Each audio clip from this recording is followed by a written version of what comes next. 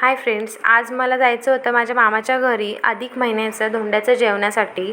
मग काय सकाळी उशिराच उठले होते. काही स्वयंपाक वगैरे तर करायचा नव्हता, पण तरीसुद्धा बघा घरामध्ये किती पसारा होता. ते चहा नाश्ता वगैरे करून घेतलेला होता. आणि हे बघा प्रिशा कशी हसत होती. मी आज प्रिशाला लवकरच आंघोळ घालून घेतली आणि तिला झोपी घातलेलं होतं. मग काय म्हटलं बाकीचे कामं करून घ्यावी म्हणून कपड्यांच्या घड्या वगैरे घालून घेतल्या. चहाचे त्याचे भांडे होते, मग ते घासून घेतले. कपडे लावले होते मशीनला, मशीन झाली होती. मग कपडे वाळत वगैरे घातले.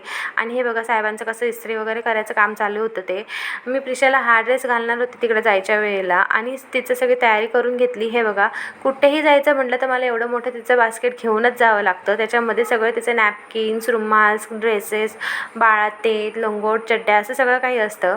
मग म्हटलं आता माझी तयारी करून घ्यावी. मग मस्तपैकी माझा मेकअप वगैरे करून घेतला, माझी तयारी केली. मग प्रिशालाही तयार केलं.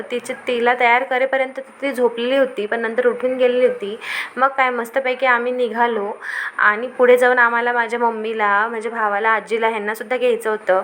आणि मामाकडे गेल्यावर हे बघा मामीनी कसं मस्तपैकी भाकर तुकडा वगैरे ओवाळून टाकलेला होता. मग काय आम्ही घरामध्ये एंटर वगैरे केलं आणि तेव्हाही प्रिशा खूप हसत वगैरे होती, खूप खेळत वगैरे होती. मग खूप दिवसानंतर आम्ही सगळे भाऊ बहीण एकत्र असं बसून गप्पा गोष्टी वगैरे असं सगळं काही करत होतो. प्रिशाचं तर काही मला टेन्शनच नव्हतं, कारण की ती कोणा ना कोणाकडे होतीच, कोणी ना कोणी तिला घेतच होतं सारखं सारखं. मग काय बघा ह्यांनी यांचा कार्यक्रम चालू केलेला होता.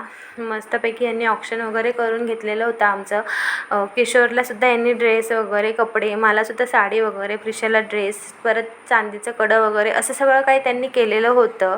हे बघा प्रिशाचंही ऑक्शन वगैरे करत होते. तर तिचे डोळे मी झाकत होते, तर तिचं कसं चाललेलं होतं. आणि ती अशी एकटकच बघत बसलेली होती की हे सगळं नेमकं चाललं आहे काय, तिला काही कळत नव्हतं. आणि मग त्याच्यानंतर ना आम्ही सगळं झाल्यानंतर मग सगळ्यांनी आम्ही मस्तपैकी जेवण वगैरे करून घेतलं. आणि जेवण वगैरे झाल्यानंतर मग काय आम्ही तर निवांतच होतो. दुपारी मस्त तिथेच आराम वगैरे करून घेतला, कारण खूप दिवस झाले आम्ही मामाकडे गेलेलो नव्हतो. भरपूर दिवसांनी त्याच्या घरी गेलेलो होतो. मग संध्याकाळी आम्ही आमच्या घरी आलो. तर असा होता माझा आजचा दिवस. Bye bye.